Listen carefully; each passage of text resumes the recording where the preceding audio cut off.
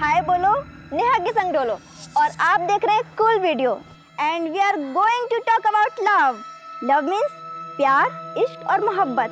तो बताओ, तुम मुझे प्यार भी करते हो, इश्क भी करते हो और मोहब्बत भी ना? हाँ।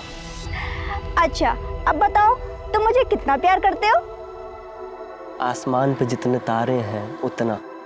ये अच्छा था और नया भी। अच्छा बताओ, और तुम मेरे लिए क्या कर सकते हो? जान दे सकते हो?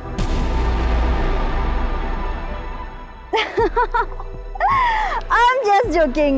तो आप देख रहे हैं कूल वीडियो नॉटी नेहाज नौटंकी। And now Ramesh, Ramesh, Ramesh, Ramesh. गांव खेड़े के दोस्तों और शहर के फ्रेंड्स, आप सबका दुनिया का सबसे फाड़ू व्लॉग सीमा के संसार में स्वागत है। और आज का हमारा विषय है दादी के हाथ की बनी मूली की चटनी।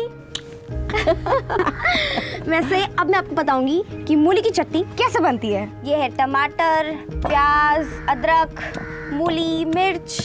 ये देखिए दादी कितनी अच्छे से मूली पीस रही है। तो देखिए हमारी मूली की चटनी बन गई है और अब हम इसका जायका लेंगे।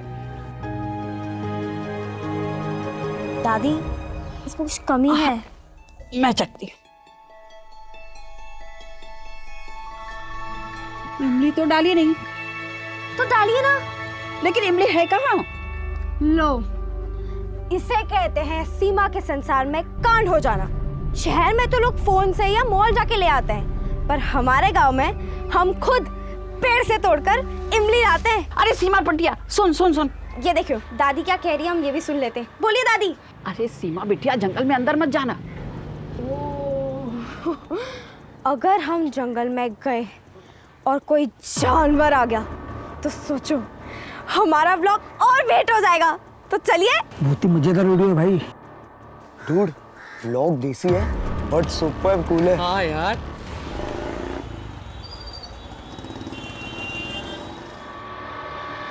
नमस्कार सर जी। चंदन सेठ, आप और यहाँ बैठिए। अरे सर जी, आप तो हमारे भगवान हैं, हम आपके पुजारी हैं। अब पुजारी मंदिर नहीं जाएगा तो और कहाँ जाएगा? प्रसाद भी लाया हूँ, भोग चढ़ाने। बस आपका आशीर्वाद हम पर बना रहे। टैक्स डिफॉल्टर का जो केस चलाया ना आपने मेरे खिलाफ, उसे वापस लीजिए, सारे सबूत डिस्ट्रॉय कर दीजिए।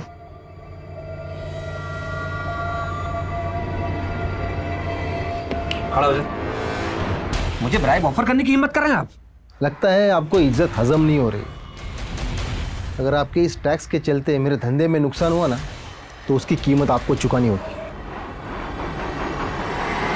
अरे बीवी बच्चे वाले हैं आप, मुझसे बैर लग के अच्छा नहीं कर रहे। चंदन जी, निकल जाइए यहाँ से। घर आई लक्ष्मी को कोई मना करता है क्या? तुमसे मैंने पहले भी कहा है, मेरे काम में इंटरफेयर मत किया करो। क्यों ना करूं इंटरफेयर? इतनी बड़ी पोस्ट है और एक्स्ट्रा कमाई नहीं है। सैलरी में कोई जिंदगी कटती है क्या? तुम्हें पता है मेरी सारी सहेलियां ना इतनी बड़ी बड़ी गाड़ियों में आती हैं, इतने महंगे महंगे कपड़े पहनती हैं और मैं तो उनके सामने ना काम वाली दिखती हूँ। तुमसे बात करना बेकार है। हाँ, तो मुझे कौन सा शौक है तुमसे बात करने का?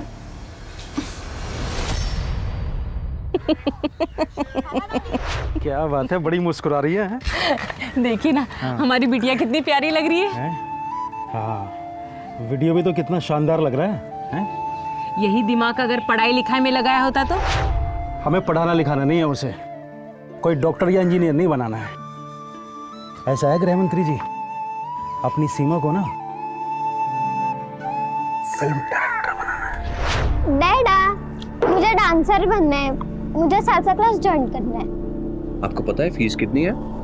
75,000। क्या जरूरत है इतना पैसा खर्च करने की? डैडा, वहाँ बहुत सारे सेलिब्रिटीज आते हैं और उनके थ्रू मुझे किसी रियलिटी शो में पार्टिसिपेट करने का मौका मिल जाएगा। प्लीज। बेटा, पैसे जो है ना वो पेड़ पर नहीं लगते। आप अभी छोटे हो, समझोगे नहीं। और मेरा पेशेंस खत्म हो रहा है। मुझे ही कुछ ऐसा करना पड़ेगा जैसा मैं चाहती हूँ वैसा। और डाई वाली सिचुएशन। मॉम, मैं करती हूँ बात। डैड सालसा क्लास की फीस देने से मना कर रहे हैं। अच्छा, मैं करती हूँ तेरे कंजूस डैडी से बात। पापा, आपका टिफिन। अरे तू क्यों आ गई बेटा, मैं आ जाता। चाचा बोले थे ना जगह खाली करने को। अरे बोलो, कब हटा रहे हो कचरा? ये कचरा नहीं है, मेरी रोजी रोटी है, और यहाँ से कहीं नहीं जाऊंगा मैं।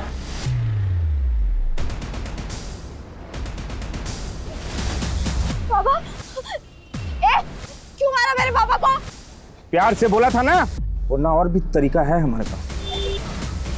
या तो ये जगह खुद खाली कर, नहीं तो तेरी बेटी से शादी कर ये जगह दहेज में ले लूंगा। खबरदार, अगर मेरी बेटी की तरफ आग उठाकर भी देखा तो सदा चमके। चुपचाप जगह खाली कर।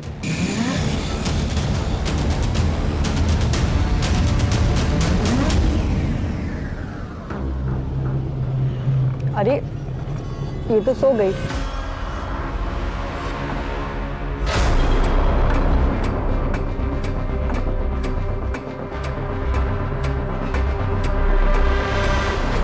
अरे ये बीच रोड पे कौन?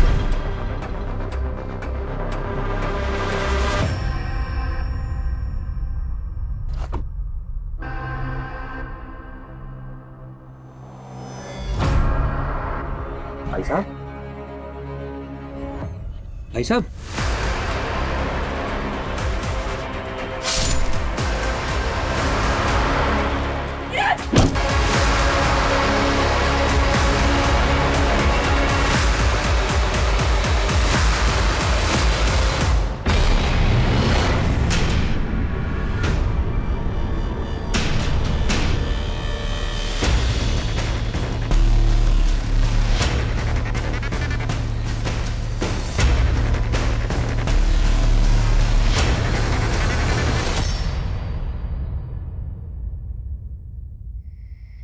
मना कर रही थी दुकान पे जाने के लिए, पर नहीं, बाबा के लिए टिफिन लेके जाना है। गई तो गई, पर तुझे क्या जरूरत थी उन गुंडों के सामने जाने की? तो क्या करते? कोई बाबा को मारते रहे और हम अंदर छुपकर देखते रहे। अब तुझे ये समझाना पड़ेगा, जवान होती लड़कियां माँ बाप के लिए कितनी बड़ी कमजोरी होती है। हम कमजोरी नहीं, ताकत है अपने बाबा की। आइए पापा। तेरी माँ ठीक तो कह रही है बेटा। अब खड़ी क्या है? जाकर अंदर देख दादी ने काढ़ा बनाया कि नहीं। तो गांव खेड़ा के दोस्तों और शहर के फ्रेंड्स, सीमा के संसार में आप सबका फिर से स्वागत है। माँ बाप कभी भी ज्ञान दे सकते हैं, उनका ज्ञान तो कभी खत्म ही नहीं होता। पर अब हम ज्ञान से दूर जाते हैं और देखते हैं कि दादी काढ़ा कैसे बना रही है। काढ़ा रेडी? अरे खाक रेडी है, ना तो अजवाइन है और ना ही लौंग। रुक, मैं लेके आती हूँ। नहीं, आप रहने दीजिए, मैं लेके आती हूँ। तो फ्रेंड्स, चलो हम लौंग और अजवाइन लेके आते हैं। अरे सुन, इतनी रात को कहाँ जा रही है? अरे कहाँ जा रही है तू? सीमा, इसका तो भगवान ही मालिक है, सुनती ही नहीं है बिल्कुल। तो देखा दोस्तों, मैंने कैसे एकदम चालाकी से सस्ते में ये लौंग और अजवाइन ले ली। वैसे आपको मुझसे ये चालाकी सीख लेनी चाहिए।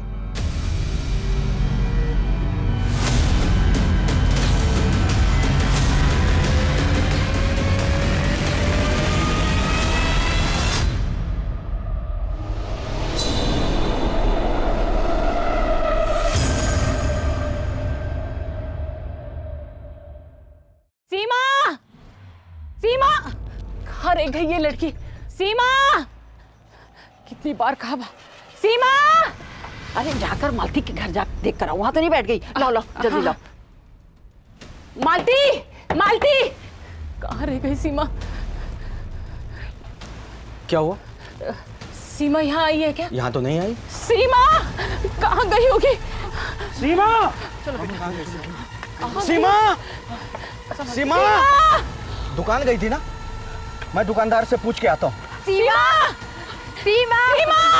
कहाँ गई सीमा? मिली? इधर भी कहीं नहीं है। अरे वो दुकानदार तो कहता है वो बहुत देर पहले चली गई। वहाँ पे भी नहीं है। कहाँ गई? अरे गांव में नहीं, कहीं वो जंगल की तरफ। एक मिनट, मैं अमित जी को फोन करता हूँ, बहुत भले मानस है वो। जंगल के बारे में उनसे ज्यादा किसे पता होगा? सीमा!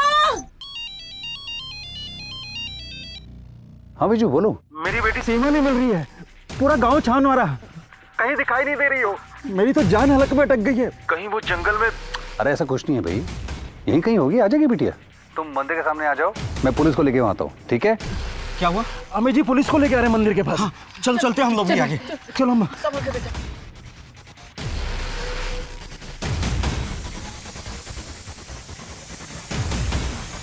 मैंने पुलिस को इन्फॉर्म किया, पुलिस आती होगी।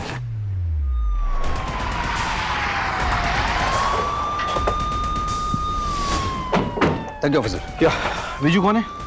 ये अब विजू है, आपकी बेटी खो गई है। उसकी उम्र क्या है? 16 साल की है साहब। दुकान से सामान लेने गई थी। दुकानदार और ग्राहकों ने बताया कि वो सामान लेके चली गई, लेकिन अभी तक घर नहीं आई। ऑफिसर, यहाँ पर कुछ दिनों से एक नरभक्षी बाघ घूम रहा है। हमने 2 बार कोशिश की उसको पकड़ने की, लेकिन अभी तक हम लोग सक्सेसफुल नहीं हो पाए हैं। So please be careful.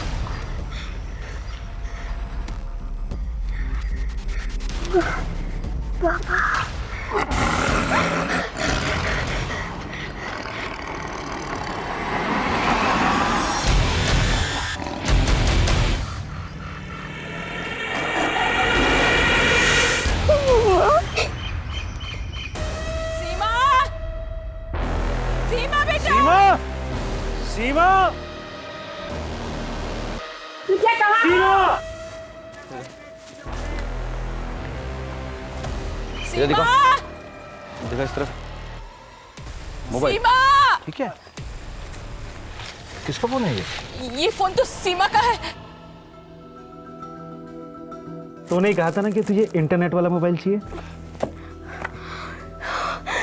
Thank you Baba, mobile बहुत अच्छा है। नहीं सर, मोबाइल लॉक्ड है। पासवर्ड है आपके पास? ठीक है, लेकिन अगर सीमा के फोन यहाँ पे है तो फिर सीमा कहीं आसपास ही होगी ना, यहीं पे कहीं, या हो सकता है उसे कोई खींच कर ले गया हो यहाँ से। लेकिन जमीन ठोस होने की वजह से क्लियर फुटप्रिंट्स नहीं बन पा रही हैं। ये समझ नहीं आ पा रहा कि ये इंसान ने किया है या जानवर ने किया है। विजू जी, आपको किसी पे शक है? मतलब सीमा से किसी की दुश्मनी, किसी ने उसे छेड़ा वेड़ा हो, कोई है ऐसा? साहब आज दोपहर में नंदू से कहा सुनी हो गई थी। या तो यह जगह खुद खाली कर, नहीं तो तेरी बेटी से शादी कर ये जगह दहेज।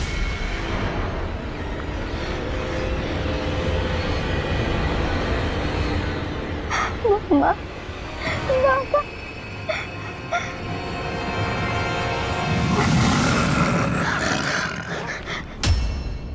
सर, फॉरेंसिक टीम से सीमा का मोबाइल अनलॉक करवा लिया। वंडरफुल। ये लास्ट वीडियो। इसमें तो लग रहा है कि सीमा घर को लौट रही है, हाँ? और फिर वहां से वो जंगल की तरफ चली गई। सर, मोबाइल गिर गया,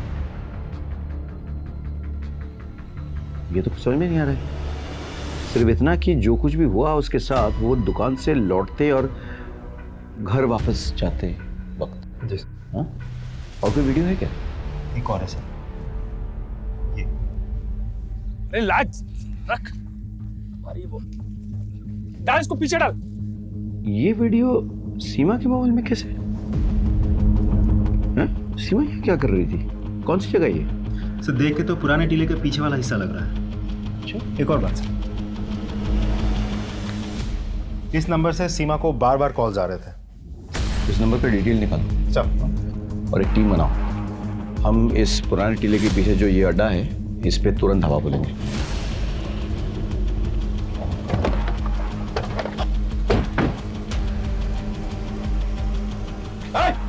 पुलिस पुलिस पुलिस पकड़ो इसे, पकड़ो। क्या हुआ साहब? क्या हुआ? पहचानता इसे? सब पता नहीं कौन है, मैं नहीं जानता इसे। नहीं जानता है? इस लड़की के मोबाइल में इस जगह का वीडियो कैसे है? यहाँ पे आई तभी तो वीडियो खींचा होगा। बोल, कहाँ पे है वो? सच बोल रहा हूँ, बताता हूँ सब, बताता हूँ। सब मैं गैर कानूनी शराब का धंधा करता हूँ। उस लड़की का पता नहीं हमारा वीडियो कैसे बनाया उसने, और वो हमें ब्लैकमेल कर रही थी। ब्लैकमेल कर रही थी, इसलिए तूने ऐसा किया? सब मुझे, कहाँ पे रखा उसका बोल? सब मुझे नहीं पता। साहब मेरा यकीन मानो, मैंने जांच नहीं किया साहब। अरेस्ट।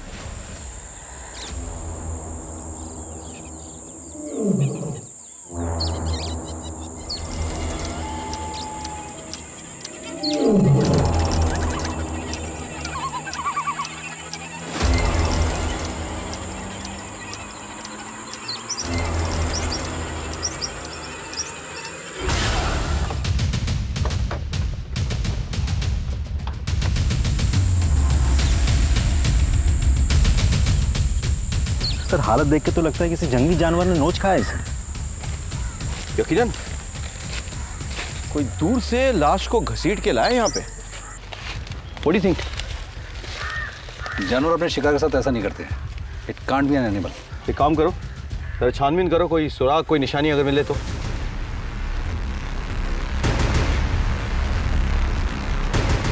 सर चश्मा मिला। इसको रखो, एविडेंस के ऊपर रखो।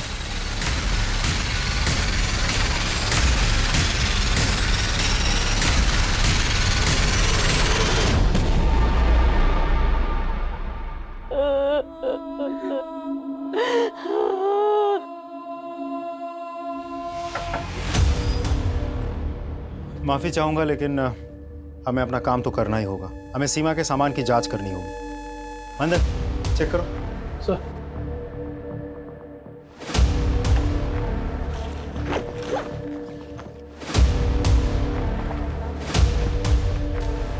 Sir love letter sir. लाल स्याही है या ब्लड है? सीमा को कैसे जानता है? वो सर हमारे गांव से थी सर। मैं बहुत प्यार करता था सर उससे। मैंने बहुत कोशिश की सर, लेकिन वो मेरे प्यार को कभी समझ ही नहीं पाए सर। तेरे हाथ में ये क्या निशान है? वो सर मैं अपने खून से सीमा को लव लेटर लिखा करता था।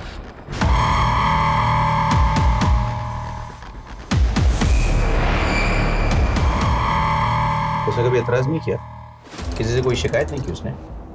नहीं सर, इसलिए मुझे लगा कि आज नहीं तो कल, कल नहीं तो परसों वो मेरे प्यार को समझ जाएगी, मुझे हाँ बोल देगी। लेकिन उसके पहले ही मर गई या तूने उसे मार डाला? मैंने? हाँ तूने, क्योंकि उसने तेरे प्यार को ठुकरा दिया था। और जो इंसान अपने खून से लव लेटर लिख सकता है ना किसी को, वो खून भी कर सकता है। समझ में आया? नहीं सर, मैं किसी को नहीं मार सकता सर। मैंने सीमा को नहीं मारा सर। संदीप दूसरा तरीका अपना। बोल रहा हूँ सर।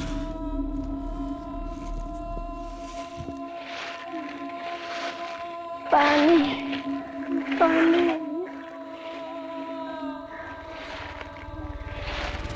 चश्मा किसका हो सकता है? सीमा के मर्डर के दो सस्पेक्ट्स को हम जानते हैं, शी और जायसवाल। दोनों चश्मा नहीं लगाते। फिर ये तीसरा कौन है? हाँ, हमें डायरी मिली है सर। उसने इस डायरी में लिखा है कि वो अपनी सुनीता दीदी की असमय मौत से काफ़ी सदमे में थी। वो उसे नेचुरल डेथ नहीं मानती थी और वो इस मौत का सच जानना चाहती थी सर। एक बात और सर, किसी ने इस डायरी से एक पेज फाड़ा है। सीमा की डायरी का एक पेज फटा हुआ था। वो किसने और क्यों फाड़ा और क्या था उस पेज में? सीमा डायरी लिखती थी ये तो पता है, पर वो पन्ना किसने और क्यों फाड़ा ये नहीं पता सर। सुनीता कौन है? सीमा की करीबी दोस्त, दोनों में बहुत बनती थी। सीमा तो उसे अपनी दीदी ही मानती थी, पर कुछ दिन पहले ही उसका स्वर्गवास हो गया। आप सुनीता के हस्बैंड हैं? जी साहब, प्रणाम। सुनीता की मौत कैसे और कब हुई? जी सुनीता बहुत दिनों से बीमार थी और ऐसे में ही वो प्रेग्नेंट हो गई थी। सुनीता तुम मेरी बात समझ ही नहीं रही हो। देखो हमारे ऑलरेडी 2 बच्चे हैं, फिर तीसरे बच्चे के लिए तुम अपनी जान जोखिम में क्यों डाल रही हो? जरा ठंडे दिमाग से सोचो, गिरा देते हैं इसे। मतलब हम अपने बच्चे को गला घोंट के मार डालें? नहीं कर पाऊंगी मैं ये, मुझसे पाप नहीं होगा। सुनीता की कोख उसके बच्चे का बोझ उठा नहीं पाई सर, और कुछ ही दिनों के बाद वो भी स्वर्ग सिधार गई। सीमा ने अपनी डायरी में ऐसा क्यों लिखा कि उसे सुनीता की मौत पे शक है, कि सुनीता की मौत जो है वो नेचुरल नहीं है? ऐसा क्यों लिखा उसे? वो सब तो वो ही जाने, मुझे इसके बारे में कुछ भी पता नहीं। सर पूछताछ में पता चला कि सीमा की एक क्लासमेट है सर, सपना। अच्छा। दोनों में बहुत अच्छी दोस्ती थी सर, लेकिन घटना के अगले ही दिन सपना अपने मामा के घर चली गई और उसका फ़ोन भी स्विच ऑफ आ रहा है। सपना के मामा का एड्रेस क्या है? इंदौर में लोहा मंडी के पास। एक काम करो, वहाँ के लोकल स्टेशन में खबर करो, उनसे कहो कि वो सपना के मामा के एड्रेस में जाए, सपना से बात करें और सीमा की मौत के बारे में कुछ डिटेल्स निकालें। सर फॉरेंसिक एक्सपर्ट भी आ गए हैं सर अंदर। बुला के मिल। सीमा को बेहोश किया गया, फिर उसका हुआ है कि कोई निशानी मिले, मतलब जिसको हम सस्पेक्ट के साथ टैली कर सकें? सिर्फ सीमेंट ट्रेसेस तो नहीं मिले और बॉडी पर कोई स्ट्रगल के निशान भी नहीं है। वो वैश्यपन उसी ने किया होगा। किसने? सीमा का चचे ना पाए। सोनू दिमागी रूप से ठीक नहीं था। एक दो बार तो उसने मेरे साथ जबरदस्ती करने की कोशिश की। किसी तरह मैंने अपने आप को बचाया।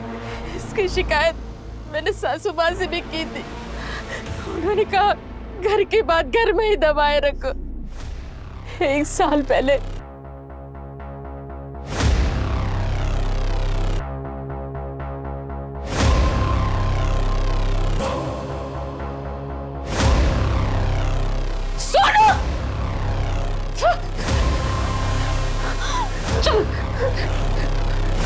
जवान होने के कारण शरीर की भूख के लिए हमेशा बौखलाया रहता था, और अगर उसकी जरूरत पूरी ना हो तो हिंसक हो जाता। की तरह करता वो। उस दिन सासू माँ से बात करके हमने ये तय कर लिया और अपना अलग घर बसा लिया। सीमा से भी कह दिया था कि इसके बारे में किसी से भी कुछ भी ना कहे। मैं मानता हूं कि मेरे बेटी की हालत ठीक नहीं है,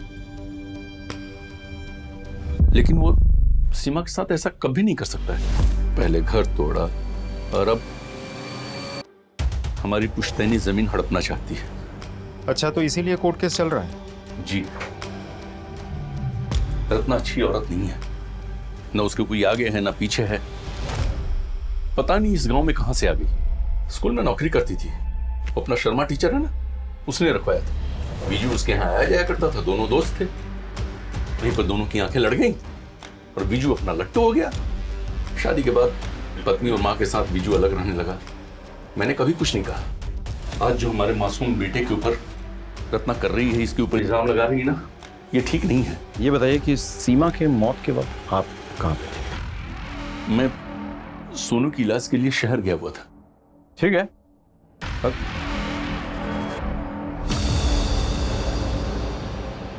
वारदात की जगह से ये चश्मा जो है बरामद। हम एक शख्स से मिलने गए जो कि सीमा के रिश्तेदार हैं, नाम है सखाराम। उन्होंने कोई चश्मा नहीं पहना हुआ था, लेकिन अचानक हमने देखा कि उनके पीछे एक फोटो लगी है, उन्हीं की फोटो। इसमें हूबहू यही चश्मा लगा हुआ था। हमें समझ में नहीं आ रहा है कि ये इसको हम कैसे साबित कर सकते हैं कि ये चश्मा जो है सखाराम का ही है। ये जो नाम आप बता रहे हैं सखाराम, जिस सस्पेक्ट का, उसको ये चश्मा पहनाकर उसकी फ़ोटो एक निकाली और उसे टैली करते हैं, पहली बात। और एक और टेस्ट भी कर सकते हैं हम, जिसमें उसकी फ़ोटो में आंखों से लेंस की, चश्मे के लेंस की दूरी कितनी है, दोनों फोटो में अलग अलग है या सेम, उसे भी देख सकते हैं। करेक्ट। काम करो, सखाराम को बुला के ये टेस्ट करवा लो। और दूसरी बात, ज़रा अस्पताल में पता करो। सखाराम कह रहा था ना कि अपने बेटे को उस दिन वो लेके गया था अस्पताल, वो बात सही है कि नहीं? Thank you so much. Most welcome sir. लोहा मंडी पुलिस स्टेशन से खबर आई है, उन्होंने सपना से बात की है, लेकिन सपना को सीमा के मर्डर के बारे में कुछ भी नहीं पता। लेकिन सर, सीमा के फादर को धमकी देने वाला और सीमा पर गंदी नजर रखने वाला नंदू हमारे हाथ लग गया। अपने दोस्त के घर छिपा बैठा था। तूने सीमा को क्यों और कैसे मारा? सीमा का मर्डर मैंने नहीं किया सर। सीमा का मर्डर तो नहीं किया, इसलिए मर्डर करने के बाद तो अपने दोस्त के वहाँ छुपा बैठा था।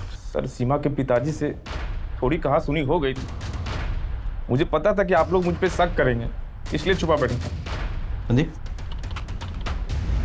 सर सच बोल। सर माँ बाप की कसम खाकर बोलता हूँ सर, मैंने उसे सिर्फ डराने के लिए धमकाया था सर, मैंने कुछ नहीं किया सर। सर, सीमा को जिस नंबर से बार बार फोन आता था वो विधान का नंबर है, उसे लेकर के आया हूँ। तो तुम विधान हो? तुम सीमा को बार बार फोन क्यों करते थे? सर, मैं सीमा के ब्लॉग्स रेगुलर फॉलो करता था।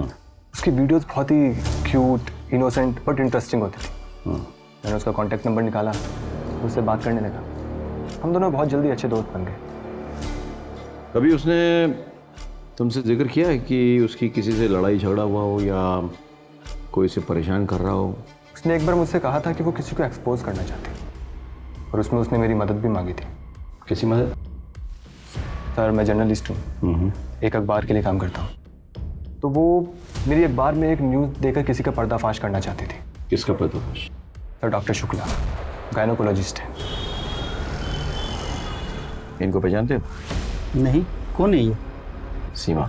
सर, मैं किसी सीमा नाम की लड़की से मिला नहीं। सच तो यह है कि सीमा आपके सारे काले करतूतों का भांडा फोड़ने वाली थी, आपको इस बात की भनक लग गई, आपने उसका मर्डर कर दिया। मैं सच्ची बता रहा हूँ, इससे मेरा कोई वास्ता नहीं। मैं एक इज्जतदार डॉक्टर हूँ।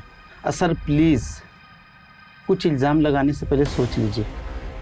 संदीप सर, सपना इसी एरिया में अपने मामा के घर आई हुई ना? जी सर। मुझे समझ नहीं आ रहा पुलिस मेरे पीछे क्यों पड़ी है। मैं तो सीमा की सिर्फ क्लासमेट थी, उसके साथ ये क्यों हुआ, कैसे हुआ, मुझे कुछ नहीं पता। तुम नहीं चाहती हो कि सीमा को न्याय मिले? उसके साथ जो वहशी बना हुआ वो किसी और के साथ भी हो सकता है ना? सर मुझे सच में कुछ नहीं मालूम।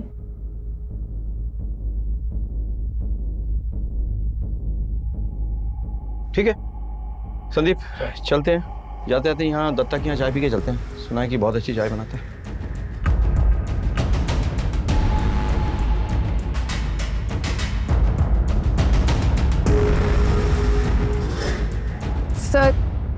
सर मैं सबके सामने नहीं बता सकती सर। सीमा की मौत के बाद मेरे माँ बाप बहुत घबरा गए थे, इसलिए उन्होंने मुझे मामा के घर भेज दिया। मुझे आपको 2 बातें बहुत ज़रूरी बतानी है। कौन सी 2 बातें? ऋषि सीमा के लिए दीवाना था। एक बार उसने सीमा को एसिड लेके धमकाया था। ए, सीमा, अगर तूने मुझे हाँ नहीं बोला ना तो ये देख,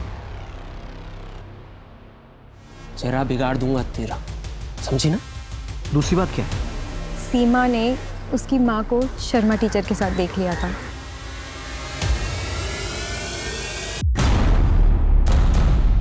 सीमा इस बात को लेकर बहुत दुखी थी सर। अच्छा, सीमा की डायरी में एक पेज मिसिंग है, किसी ने फाड़ दिया है। तुम इस बारे में कुछ जानती हो? नहीं सर। अगर तुम्हें आगे कुछ याद आए या कुछ पता चले तो मुझे ज़रूर याद करना, ठीक है? हाँ जरूर सर। चलो। लेके लड़की को धमकाता है। गलती हो गई सर, मैं आगे से किसी को धमकाऊंगा नहीं सर, माँ कसम। तेरी धमकी से सीमा डरी नहीं, वो नहीं मानी, इसलिए तूने उसको मार डाला। उसकी लिवर और किडनी निकाल ली तूने। खून से खेलने की तो वैसे भी तेरी पुरानी आदत है। भगवान कसम सर, मैंने किसी को नहीं मारा सर, मैंने सिर्फ उसे धमकाया था। मैंने किसी का मर्डर नहीं किया सर।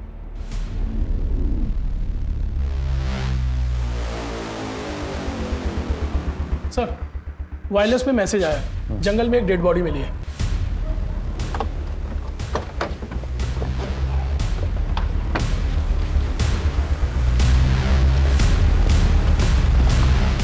तो रत्ना है, सीमा की माँ। सर पे किसी भारी चीज से घाव किया गया है। यहाँ पे घसीटने के निशान है, लेकिन मर्डर यहाँ पे नहीं हुआ है।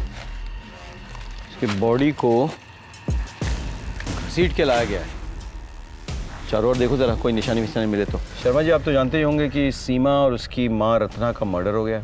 हाँ सर, मैंने सुना और सुन के मुझे बहुत बुरा लगा, दुख भी हुआ सर। सीमा ने एक बार आपको उसकी माँ रत्ना के साथ कॉम्प्रोमाइजिंग पोजीशन में देख लिया था। अब आप साफ साफ बताएंगे क्या हुआ है, या फिर हम कोई दूसरा पैंतरा अपनाएं? मैं बताता हूँ सर। सर मेरे पास में एक फैक्ट्री है, उसमें एक वॉचमैन है, उसका नाम परवेज है सर। वो ब्याज पे पैसा देता है सर। पुराने पैसे तो चुकाए नहीं गए, मैं वापस मांगने आ गई। आप फिक्र मत कीजिए, मैं आपके सारे पैसे ना सूद समेत लौटा दूंगी। हाँ, एक रास्ता है, अगर तू चाहे ना तो सारे पैसे एक झटके में बराबर हो सकते हैं। हाँ, आप कहिए मुझे, मैं सब कुछ करने के लिए तैयार हूँ। हाँ, तेरी बेटी सीमा अब जवान हो गई है, उसे एक रात के लिए मेरे पास भेज दे, सारे पैसे बराबर कर। ये क्या कर रहे हैं आप? अरे भड़क क्यों रही है?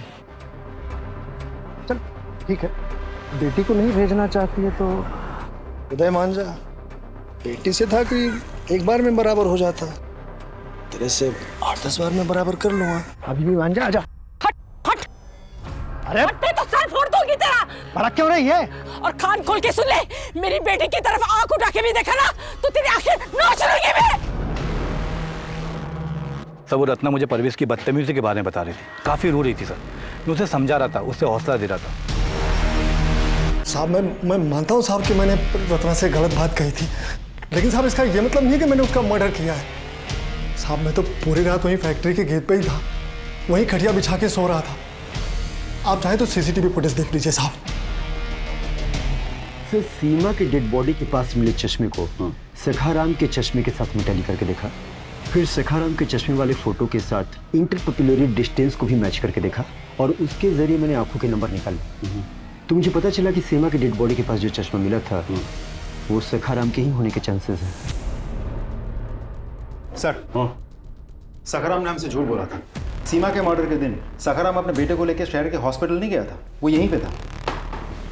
ले आओ सखाराम को। मैं सच बोल रहा हूँ, मैंने सीमा का खून नहीं किया है। हो सकता है मुझे जानबूझ के फंसाने के लिए कोई मर्डर वाली जगह पे मेरे जैसा चश्मा रख दिया हो। सर देखिए, आप मुझे झूठ मूठ के केस में मत फंसाइए प्लीज। कुछ समझ में नहीं आ रहा है, कुछ तो मिसिंग है, कुछ तो मिसिंग है। माँ बेटी दोनों का मर्डर होता है, लेकिन बेटी के साथ और उसकी बॉडी म्यूटिलेट की जाती है, लेकिन माँ के साथ ऐसा नहीं होता है। लेकिन सर अभी भी मुझे एक बात समझ में नहीं आ रही है, दोनों मर्डर किसी एक ही कातिल ने किया है या अलग अलग कातिलों ने? मुझे सर, हाँ, सीमा के मोबाइल से एक वीडियो विधान को भेजा गया था। अच्छा। पर वो डिलीट कर दिया गया था, इसलिए तब पता नहीं चला। लेकिन साइबर सेल ने उस वीडियो को रिट्रीव किया सर। देखिए, आपके पेट में पल रही बच्ची का टेस्ट मैंने करा लिया। वो लड़का नहीं लड़की है, लेकिन आप चिंता मत कीजिए, आपके पेट में पल रही बच्ची को कहीं गिरवा देंगे। सर ये डॉक्टर श्रीवास्तव हैं। विधान और डॉक्टर श्रीवास्तव की जानकारी निकालते वक्त ये पता चला कि ये दोनों अक्सर आपस में मिलते हैं। सीमा ने मुझे यही वीडियो भेजा था, पर ये इतना ज़्यादा शेकी था कि ना तो चेहरा सही से दिख रहा था और ना ही प्रॉपर एड्रेस समझ आ रहा था। तो मैंने उसे कहा कि दूसरी वीडियो बनानी पड़ेगी और वो भी मान गई। सीमा से जिसके खिलाफ सबूत इकट्ठा करवा रहा था, उसी डॉक्टर से बार बार मिलने क्यों जाता था? इन्वेस्टिगेटिव जर्नलिस्ट हूँ सर, तो बस कुछ जानकारी इकट्ठी कर रहा था। डॉक्टर शुक्ला के बारे में गलत जानकारी क्यों दी हमें? उसका तो सीमा की मौत से कोई लेना देना नहीं था। क्या आप मुझे बिना कुछ जाने देते? और अगर मैं आपको सब कुछ सच बता देता तो आप हॉस्पिटल चले जाते और डॉक्टर सावधान हो जाता। मेरे तो सारे काम पे करे कराए पे पानी फिर जाता ना। अपनी फाइंडिंग और अपनी स्टोरी कभी किसी के साथ शेयर नहीं कर सकता मैं। सर आप अपना काम कीजिए, मैं अपना काम कर रहा हूँ। डॉक्टर श्रीवास्तव, गैर कानूनी डिटर्मिनेशन और अबॉर्शन के केस में आपको अरेस्ट किया जाता है। अरे ये वीडियो इतना शेकी है कि इसमें ढंग से ना मेरी शक्ल दिख रही ना जगह। ये किसी और का भी तो हो सकता है। आपको लगता नहीं किसी ने मुझे फंसाने के लिए वीडियो आपको भेजा हो? डॉक्टर साहब, सफाई आप कोर्ट में दीजिएगा। सस्पेक्ट नंबर 1 नंदू, जिसके पास गलत ही सही लेकिन वजह भी है और काबिलियत भी। सर नंदू मर्डर तो कर सकता है, लेकिन डेड बॉडी को इतनी बेरहमी से नोचेगा क्यों? हमें भटकाने के लिए। सस्पेक्ट नंबर 2 सखाराम, उसके बेटे ने सीमा और उसकी माँ की इज्जत के साथ खिलवाड़ किया था। उसको डर था अगर ये बात सामने आ जाती तो समाज में उसकी बदनामी होती, और वैसे भी उसकी नज़र उनकी प्रॉपर्टी पे थी और डेड बॉडी के पास से भी तो हमें इसका चश्मा मिला था। यानी कि ये है हमारा prime suspect. Sir, suspect number 3 Jaiswal, अवैध शराब वाला। लेकिन इसके खिलाफ एक वीडियो के अलावा हमारे पास कोई और पुख्ता सबूत नहीं है। इसने खुद कहा है कि सीमा उसे ब्लैकमेल करने की कोशिश कर रही थी और वो हमें ब्लैकमेल कर रही थी। अरे जायसवाल जैसे आदमी के लिए इतना काफी नहीं है क्या सीमा का मर्डर करने के लिए? सस्पेक्ट नंबर 4 ऋषि, एक तरफा प्रेमी जो एसिड लेके सीमा को धमकाया था। करेक्ट। और सस्पेक्ट नंबर 5 है हमारा इन्वेस्टिगेटिव जर्नलिस्ट विधान, जो हमें शुरू से गुमराह करने की कोशिश कर रहा था। ऐन मुमकिन है कि ये विधान सस्पेक्ट नंबर 6 डॉक्टर श्रीवास्तव के साथ हो गया और दोनों ने मिलकर सीमा की हत्या की। एक और बंदा है परवेज। सर परवेज ने रत्ना को धमकाया था, लेकिन उसके पास सीसीटीवी फुटेज है अपनी बेगुनाही साबित करने के लिए। एक काम करते हैं, सीसीटीवी फुटेज फिर से देखते हैं। हाँ सर, निकाल। ये सर, होल्ड करो, रिवाइंड करो, रिवाइंड करो। हाँ बस बस बस बस बस बस। ये देखो, देख रहे हो, ये गंजा है, लेकिन परवेज के सर पे अच्छे खासे बाल हैं। सच बोल, सच बोल, बोल सोनिया, बता। ये सच है साहब की सीसीटीवी के सामने मैंने अपने एक दोस्त को लिटाया था साहब, लेकिन मैं रत्ना का मर्डर करने नहीं गया था साहब। मैं अपनी जामिया को मिलने उसके अड्डे पे गया था साहब।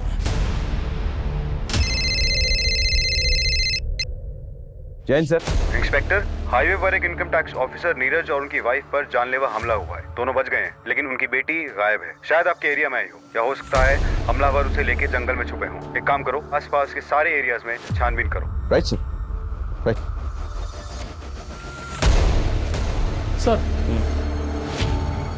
सर जहां हादसा हुआ था वहां एक सीसीटीवी लगा है, उसकी फुटेज लाया हूं। लगा। हमें उन्हें पकड़ना होगा ये शहर छोड़ने से पहले।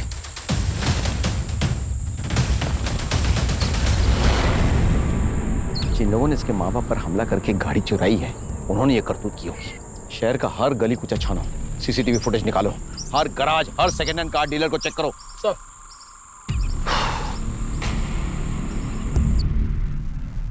सर नीरज और उसकी बीवी पे हमला करने वाले को अभी पता नहीं चला, लेकिन सर एक सीसीटीवी में वो कार हाईवे छोड़ के अंदर की तरफ जाती हुई दिखाई दी है। उसी तरफ एक गराज भी है सर। मुझे ऐसा लग रहा है हो सकता है वो कार गराज की तरफ गई हो। हाँ सर, ये गाड़ी आई थी, अल्टरनेटर की प्रॉब्लम थी और सही होके चली गई। कौन कौन था गाड़ी में, आप जानते हैं उन लोगों को? सर कुछ बाहर के लोग लग रहे थे।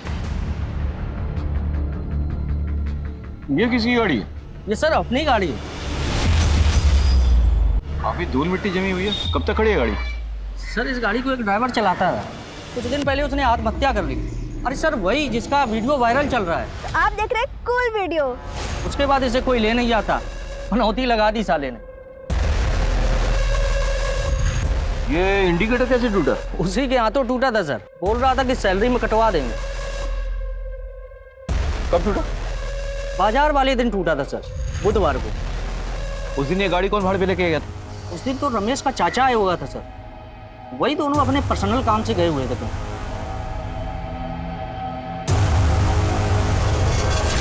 सर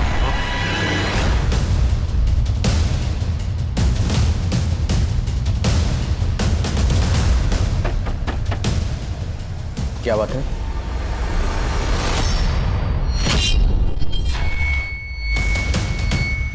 अरे पुरानी किताबें हैं पढ़ने के लिए, वैसे सर ये किताबें देखिए। रमेश तेरी बहन का बेटा है, सीमा तेरे साली की बेटी थी।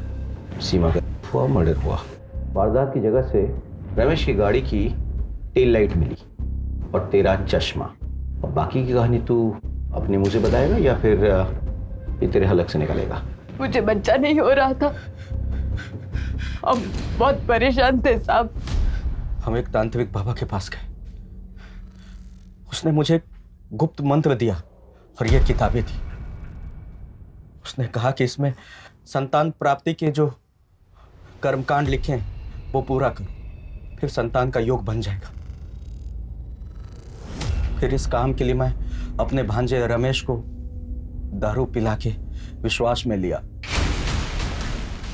सीमा को पहले बेहोश किया, उसने सीमा को अगवा किया, लेकिन बाद में उसे बहुत पश्चाताप हुआ और इसी पछतावे में आके वो अपनी जान दी थी। रत्ना को क्यों मारा? उस दिन हम तांत्रिक के कहे अनुसार सीमा के लीवर किडनी का कर्मकांड कर ही रहे थे, तभी अचानक रत्ना आ गई। अरे दीदी सुनो। सीमा ने मुझसे कहा था कुछ दिन पहले तुम लोगों का एक तांत्रिक से मिलते और कर्मकांड की बातें करते हुए सुना था। उसने ये सब अपनी एक डायरी में लिखा था।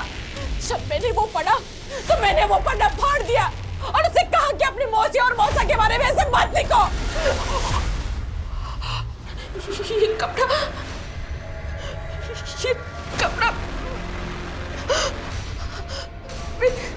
मैं तुझे छोड़ूंगी नहीं, मारूंगी।